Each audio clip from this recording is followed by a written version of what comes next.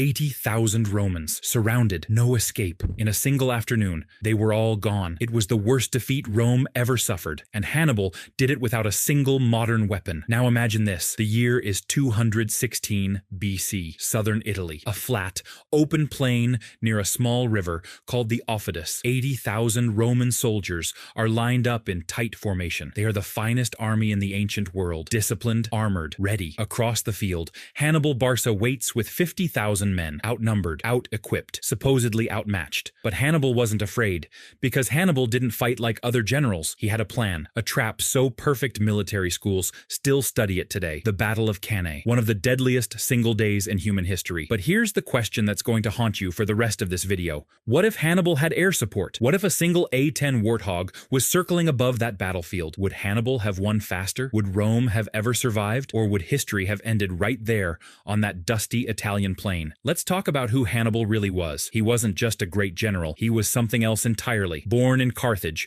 modern-day Tunisia, around 247 BC. His father, Hannibal Barca, was a Carthaginian war hero. According to legend, young Hannibal begged his father to take him to war. His father agreed, but only if Hannibal swore an oath of eternal hatred toward Rome. He swore it, and he kept it his whole life. By his 20s, Hannibal was commanding armies. By 29, he launched the most audacious military campaign the ancient world had ever seen. He crossed the Alps in winter with elephants. Think about that. The Alps in winter with war elephants. He lost thousands of men, and most of his elephants just getting into Italy. But he still arrived, and he started winning. He beat Rome at the Trebia River. He beat them at Lake Trasimene. Two massive Roman armies destroyed, and Rome panicked. They appointed a dictator, Quintus Fabius Maximus, to avoid open battle. Just follow Hannibal, harass him, starve him, never fight directly. It worked for a while, but Rome got impatient. The people demanded revenge. They raised the largest army in Roman history, 80,000 infantry, 6,000 cavalry, and marched south to end Hannibal once and for all. They met at Cannae, August 2nd, 216 BC. And that's where Hannibal did something nobody expected. He put his weakest troops in the center, deliberately. He wanted them to bend to let the Romans push forward and feel like they were winning, because while the center bent, his elite African infantry on the wings held firm. His cavalry swept around and crushed the Roman cavalry. Then they looped behind the Roman legions. The trap closed. 80,000 Romans were surrounded on all sides, packed so tight they couldn't lift their swords. In just a few hours, somewhere between 50,000 and 70,000 Romans were killed. That's more than died on the first day of the Battle of the Somme in World War I. Hannibal lost fewer than 6,000 men. It was a masterpiece of destruction. But there was one thing: Hannibal didn't have air power, and that's where this gets truly terrifying. The A-10 Thunderbolt II, also known as the Warthog. It is one of the ugliest planes ever built, and one of the most lethal. It was designed for one thing: killing ground targets, tanks, vehicles, infantry formations. Exactly what Hannibal faced at Cannae, except Rome had 80,000 of them. Let's talk numbers. The A-10 carries a GAU-8 Avenger rotary cannon. This is not a normal gun.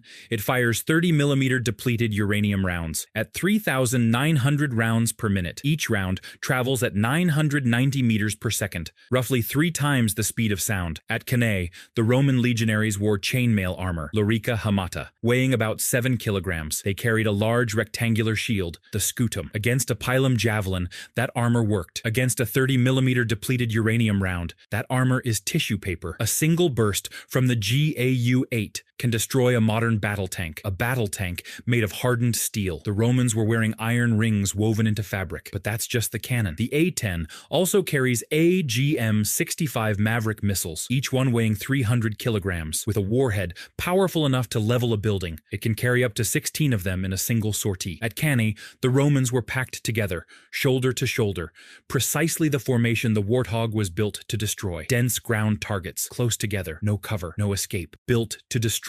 One Maverick missile landing in the center of a packed Roman formation wouldn't kill 10 men. It would kill hundreds. The shockwave alone would rupture organs at 50 meters. The fragmentation would travel 200 meters outward. Now multiply that by 16 missiles, plus 1,100 rounds of cannon fire per pass. The A-10 cruises at around 560 kilometers per hour at low altitude. It can loiter over a battlefield for hours. Its titanium bathtub cockpit can survive hits from 20 23mm cannon fire, weapons that didn't exist for another 2,000 years after Cannae. Nothing on that battlefield could touch it. No arrows, no javelins, no catapults, nothing. It would be completely invisible to Roman military thinking. They had no word for it, no concept for it, no defense against it. The power gap between a Roman legionary and a single A-10 sortie is not just technological, it is almost incomprehensible. Here's how the battle begins, with the Warthog overhead. Hannibal sets up his lines just like history: weak center, strong wings, cavalry ready to sweep. The Roman consuls,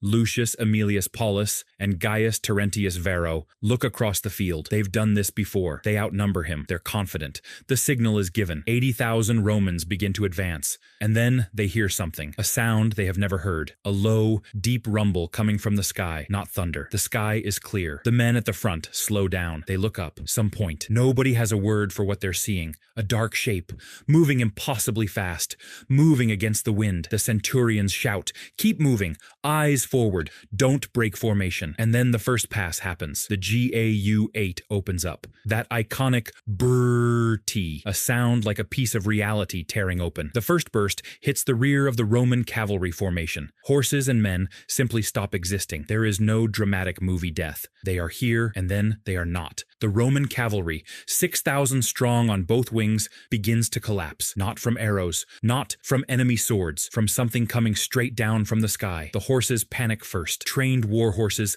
that had heard drums, screams, and the clash of iron. They bolt in every direction. They've never heard anything like this. Their instincts have no answer for this sound. The Roman cavalry formation dissolves in minutes, not defeated, erased. Now the Roman infantry is advancing without flank protection, exactly where Hannibal's trap was already set. But now it's 10 times worse. The Romans in the front ranks push forward. The A-10 begins a second pass, this time along the packed center of the Roman line. A maverick missile strikes the middle of the 4th Legion. The explosion is unlike anything human beings in 216 BC could process. The ground shakes. A column of fire rises 30 meters. Men 100 meters away are thrown off their feet by the pressure wave. The legions don't retreat. That would mean dishonor. Their training holds, even against something their minds cannot explain. Some of the tribunes are screaming that it's divine punishment. Jupiter himself. The gods have turned against them. Hannibal's Carthaginian soldiers see it too, but Hannibal has told them, "This is ours. This is our weapon.